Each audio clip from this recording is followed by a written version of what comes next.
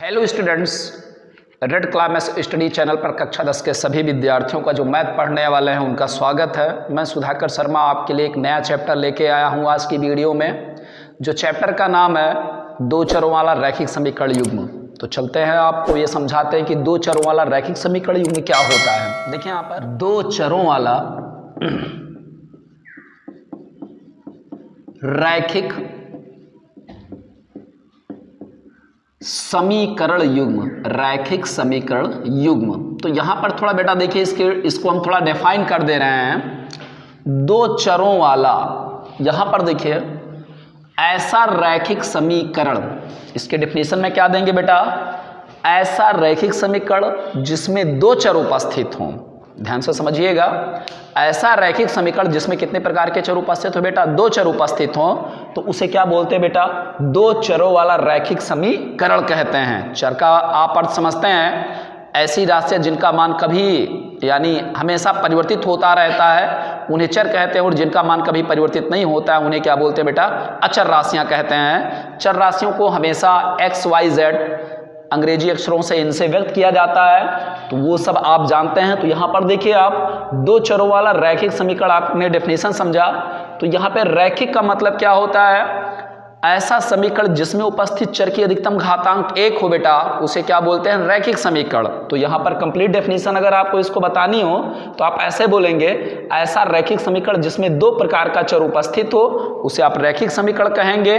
और जब इसी प्रकार के दो समीकरण एक साथ लिए जाएं तो वहां पर युग्म बनता है। तो कंप्लीट डेफिनेशन में आप कहेंगे, ऐसा रैखिक समीकरण जो दो चरों वाला हो और उनकी अधिकतम घातांक कितनी हो, एक हो, और उनका क्या तैयार कर रहे हो आप, युग्म तैयार कर रहे हो, यानी दो समीकरण आप ले रहे हो, तो उसे क्या बोला जाएगा बेटा, दो चरों वाला रैखिक समीकरण युग्म। तो चलते हैं, यहाँ पर मैं आपको चैप्टर नंबर 3.3 समझाऊंगा पहले, फिर उसके बाद आपको ग्राफ में समझाऊंगा। तो सबसे पहले आप समझिए कि रैखिक समीकरण युग्म को हल करने की कितनी विधियां हैं। तो यहाँ पर देखिए, मैं आपको तीन विधियों का डेफिनेशन में आपको बताऊंगा, यानी डिफाइन में करके बताऊंगा आपको। तो रैखिक समीकरण आप जैसे एग्जाम्पल के रूप में, उदाहरणार्थ में आप ऐसा लिख सकते हैं, ये बेटा देखिए, जैसे कोई रैखिक समीकरण आपका बना 2x - 5y यानी 2x - 5y बराबर आपका 3 है। ओके, ये पहला रैखिक समीकरण हो गया। और दूसरा जब इसके साथ लेंगे, जैसे आपने लिख दिया 3x - 2y बराबर आपने बेटा क्या लिखा है, 6, ये समीकरण नंबर क्या हो गया, सेकंड हो गया। ओके, तो यहां पर आप क्या देख रहे हैं, 2x - 5y बराबर बेटा कितना लिखा है, 3, और दूसरा समीकरण यानी आपने क्या लिखा है, 3x - 2y बराबर 6। डेफिनेशन यहां पर थोड़ा समझिए, इस समीकरण में जो पहला समीकरण और दूसरा समीकरण लिखा है, इसमें x और y कितने प्रकार के चर उपस्थित है बेटा, दो प्रकार के चर उपस्थित हैं, और दोनों ही समीकरणों में x और y की अधिकतम घातांक बेटा कितनी है, 1 है। और आप एक साथ कितने समीकरण लिख रहे हैं बेटा, 2 लिख रहे हैं। तो जो कंप्लीट व्यवस्था आपकी ये मिल रही है, इसी को बोलते हैं दो चर वाला रैखिक समीकरण युग्म कहा जाता है। ओके, तो इसको सॉल्व करने की जो विधियां हैं, वो पहली विधि मैं आपको बताने चल रहा हूं। पहली विधि है प्रतिस्थापन विधि बेटा। कौन सी विधि है बेटा, प्रतिस्थापन विधि। तो प्रतिस्थापन विधि में होता क्या है, प्रतिस्थापन विधि में आप क्या करते हैं, एक समीकरण, किसी एक समीकरण को सबसे पहले आप लेंगे, चाहे समीकरण 1 लेंगे या समीकरण सेकंड लेंगे। तो इसका नियम क्या होता है बेटा, जो समीकरण सॉल्यूशन में छोटा हो, यानी कैलकुलेशन में छोटा आपका हो, वही समीकरण लेते हैं। यानी चाहे समीकरण 1 अगर छोटा दिख रहा हो या फिर सेकंड, यानी जिसमें कैलकुलेशन कम हो, आप वही समीकरण उठाते हैं, और उसमें से x या y का मान, ध्यान से सुनिए, आप x का मान y के पदों में या y का मान x के पदों में उठा के दूसरे समीकरण में क्या करेंगे, रख देंगे।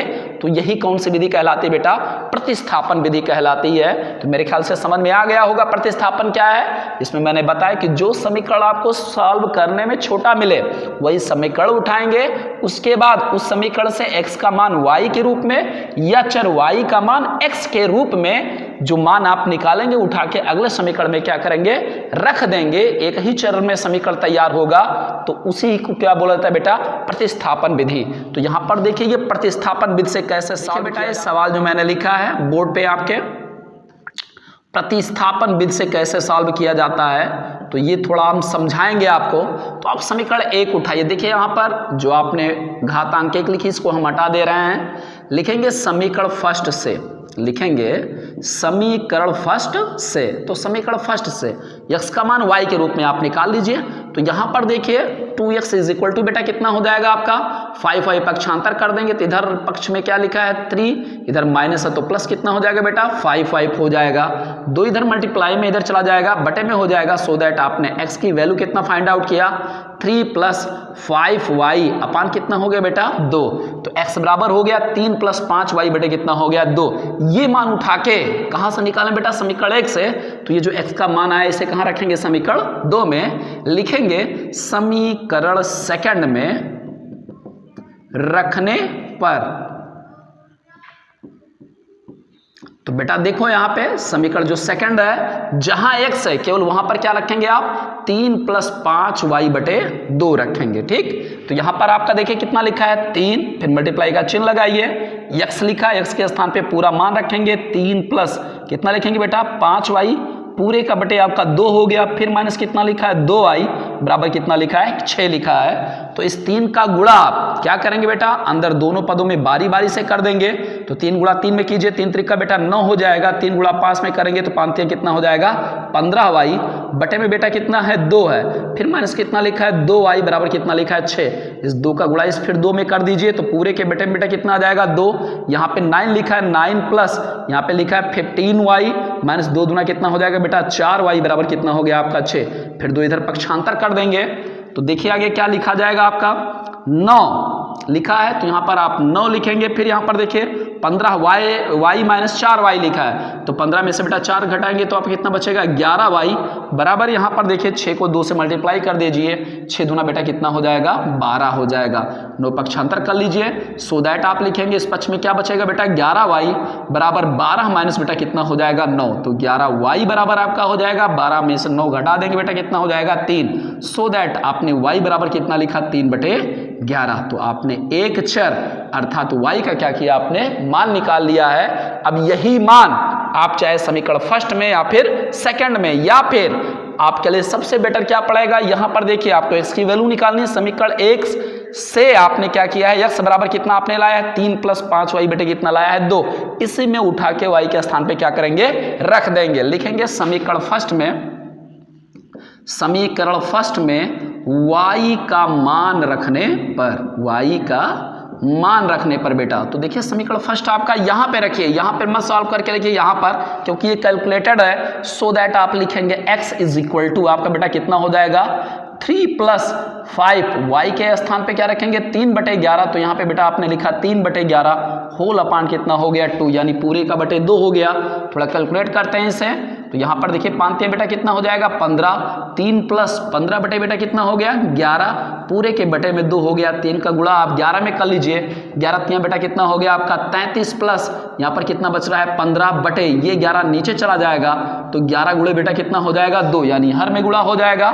सो दैट देखिए x बराबर आपने कितना लिखा 33 में 15 जोड़ दीजिए, 5 3 बेटा कितना हो जाएगा 8, 3 1 कितना हो जाएगा बेटा आपका 4 हो जाएगा और 11 दूना कितना हो जाएगा आपका 22।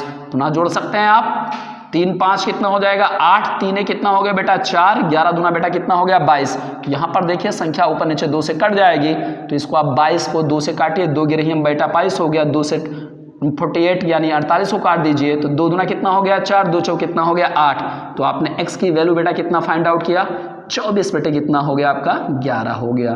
तो देखिए आप इसलिए आपने दोनों समीकरणों से x और y का जो आपने मान निकाला है इसको आप ऐसा लिख देंगे x बराबर आपने कितना निकाला 24/11 और y की वैल्यू आपने कितना फाइंड आउट किया 3 बटे बेटा कितना हो गया 11 हो गया। यही आपके प्रश्न का क्या हो गया उत्तर हो गया यानी आंसर हो गया। तो आपने क्या कौन सा विधि यहाँ पर लगाया बेटा प्रतिस्थापन विधि, यानी पहला जो नियम है प्रतिस्थापन विषय कैसे सॉल्व करते हैं 2 चर वाले रैखिक समीकरण को मैंने आपको समझा दिया है। तो आप क्या करेंगे जो छोटा एक क्वेश्चन होगा उसमें से क्या करेंगे आप चर x या y का मान दूसरे चर के रूप में आप निकाल के वो मान आप अगले समीकरण अर्थात सेकंड में, अगर पहले से मान निकाले तो सेकंड में रखेंगे, अगर सेकंड कैलकुलेट करके आप x का मान निकाले तो पहले में उठा के रखेंगे। ओके ये रखने पर एक ही चर के रूप में मान आपका आ जाएगा। एक चर के रूप में जब मान आ जाएगा तो बड़े आराम से आप y की वैल्यू या x की वैल्यू आप फाइंड आउट कर देंगे। जो मान निकला है वो उठा के जो आपने यहाँ पर मान निकाला है याद रखेंगे, उसी के स्थान पर आपने क्या किया है, मान रख दिया। तो कैलकुलेशन में बेटा आपके लिए सस्ता पड़ेगा। तो समीकरण फर्स्ट में आपने y का क्या किया है, मान रखा है। तो x की वैल्यू कितनी आई है, 24 अपान कितना है, 11 है। तो यहाँ पर इन दोनों समीकरणों को हल करके आपने जो उपस्थित चर x और y हैं इनकी वैल्यूज आपने निकाला 24 अपान 11 एंड y की वैल्यू 3 अपान कितना है, 11 है। यही क्या हो गया बेटा, इस क्वेश्चन के आंसर का मान हो गया। तो आगे के सवाल मैं अगली वीडियो में आपको बताऊंगा। तब तक के लिए आप लोग ये चैप्टर पढ़िए और इस तरीके के जितने भी सवाल मिलें उनको आप हल कीजिए। ओके।